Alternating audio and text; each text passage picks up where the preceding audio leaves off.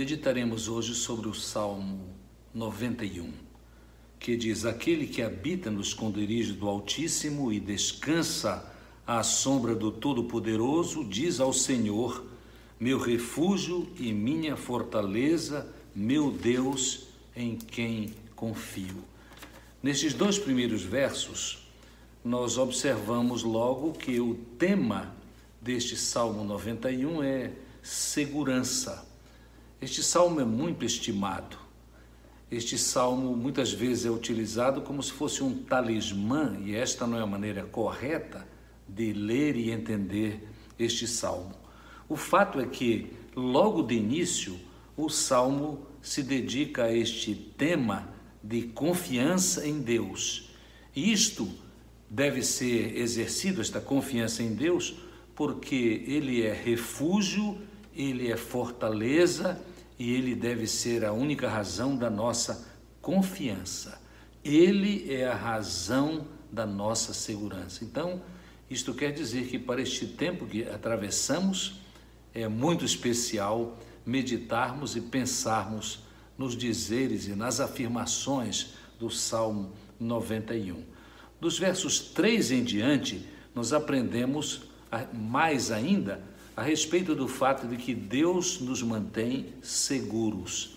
A linguagem é muito interessante, pois Ele te livra do laço que prende o passarinho e da peste mortal. Ele te cobre com as suas penas, tu encontras refúgio debaixo das suas asas. Sua verdade é escudo e proteção. Não temerás os terrores da noite, nem a flecha lançada de dia, nem a peste que se alastra na escuridão, nem a mortandade que arrasa ao meio-dia. Poderão 1000 cair ao teu lado e 10.000 à tua direita, mas tu não serás atingido.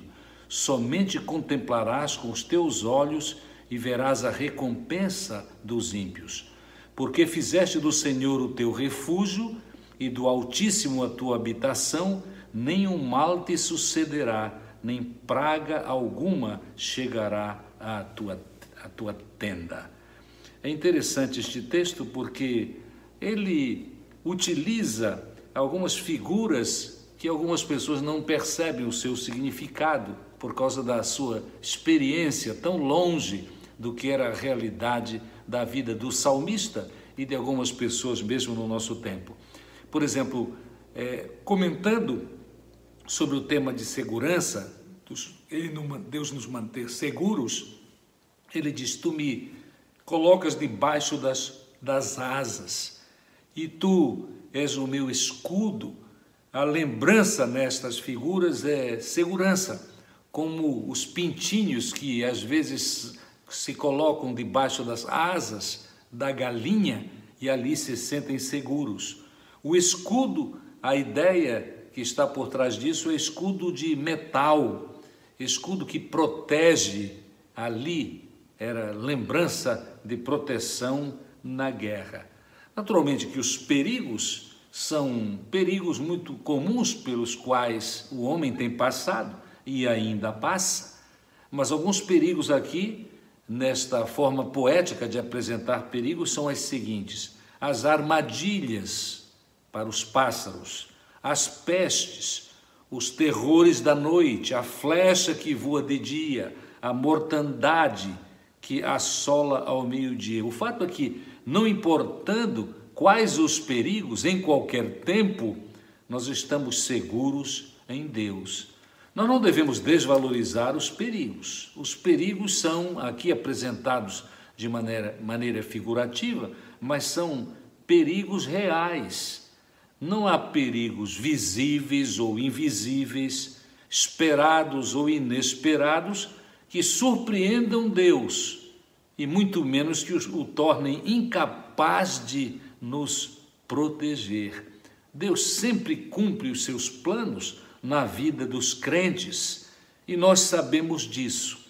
Quando nós lemos, por exemplo, em Êxodo, no capítulo 7, capítulos 7 a 12, nós aprendemos que as pragas do Egito devastavam, destruíam, amedrontavam, traziam problemas para os egípcios, mas não atingiam o povo de Deus. A ideia deste Salmo 91 é esta também. Nós estamos protegidos por Deus. O Salmo 91 não quer nos afirmar que não há sofrimento hoje. Como eu disse, alguns usam este salmo como um talismã miraculoso. A ideia por trás disso sendo de que quem é do Senhor não sofre. Esta afirmação não tem base na Bíblia, nem no Velho, nem no Novo Testamento.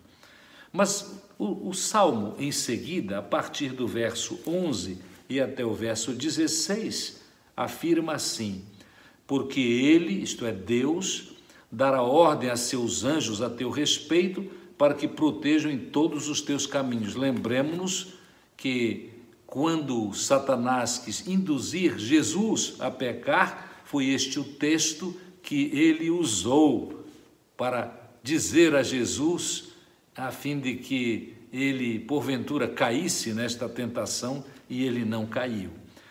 Eles te sustentarão nas mãos para que não tropeces em alguma pedra. Pisarás o leão e a cobra, pisotearás o leão novo e a serpente. Aqui nós vemos uma palavra detalhada a respeito dos cuidados de Deus sobre nós.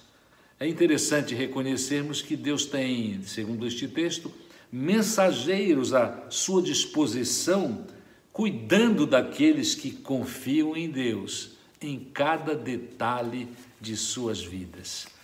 Muitos de nós poderíamos contar histórias, dar testemunhos excelentes a respeito desta verdade, como Deus cuida de nós de maneira detalhada.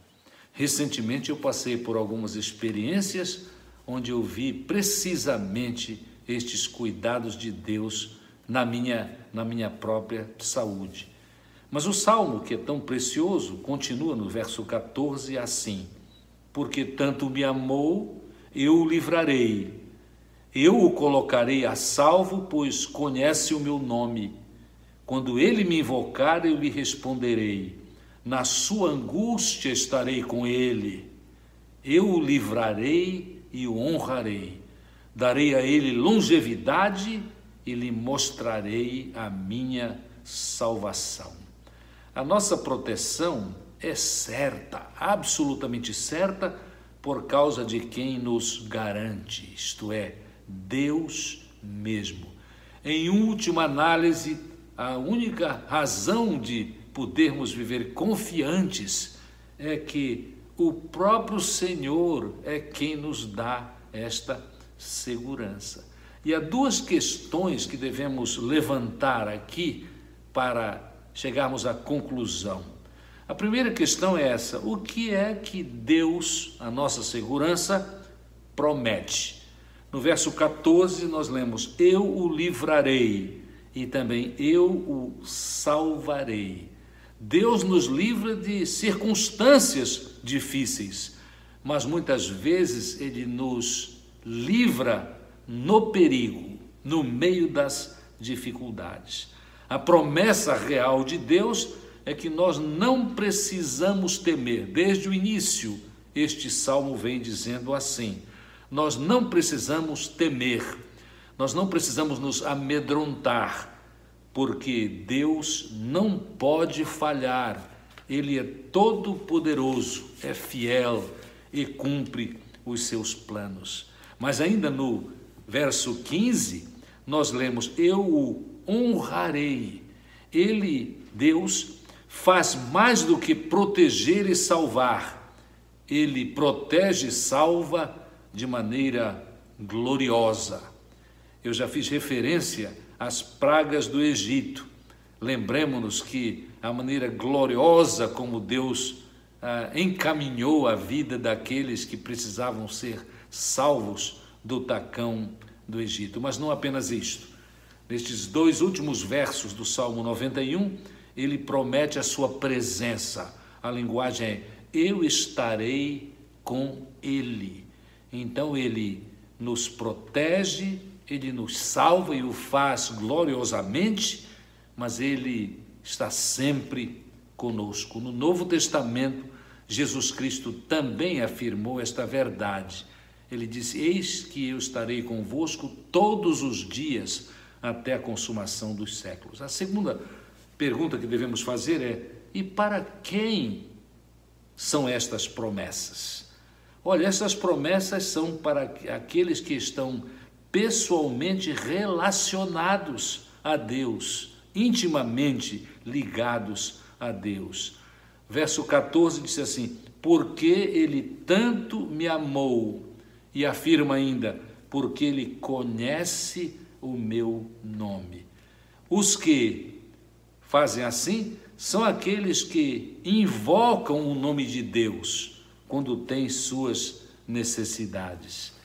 Por certo, nos lembramos de um texto de Mateus, no capítulo 7, a partir do verso 7, onde está escrito palavras de Jesus: pedi e dar-se-vos-á, buscai e achareis, batei e a porta vos será aberta, porque todo o que pede recebe, quem busca acha, e ao que bate a porta será aberta.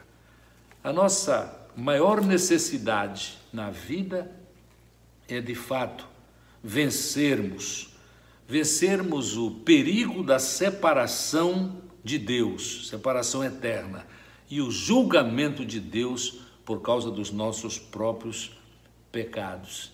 E lembrando que este é o grande perigo da nossa vida, nós precisamos o quanto antes estar relacionados a Deus, e o fazemos quando cremos em Jesus Cristo como nosso único e suficiente Salvador. É importante em todas as circunstâncias da vida que nós tenhamos a nossa fé fortalecida, e teremos a nossa fé fortalecida ao relembrarmos, como nos ajuda a relembrar o Salmo 91, que é um salmo anônimo, para aprendermos que Deus é fiel. Ele garante a nossa proteção, a nossa salvação. Ele deseja e pode salvar. Ele pode salvar todos aqueles de nós que nele confiarmos, e há tempo aceitarmos Jesus como nosso único e suficiente Salvador. Longe de nós imaginar que o Salmo 91 é um talismã que nos livra de todos os males, no sentido de que os males não nos atingem. Não. O Salmo 91 é um salmo que nos ajuda a crescer em confiança em Deus Todo-Poderoso, que nos ama e nos ajuda e nos salva e nos faz crescer no conhecimento e na confiança nele, não apenas para o nosso próprio consumo pessoal, mas para que pessoas no meio das quais nós vivemos possam também ouvir o nosso testemunho sobre este poder de Deus e possam também desejá-lo e possam aceitá-lo como único e suficiente Salvador. Que Deus nos ajude e abençoe. Amém.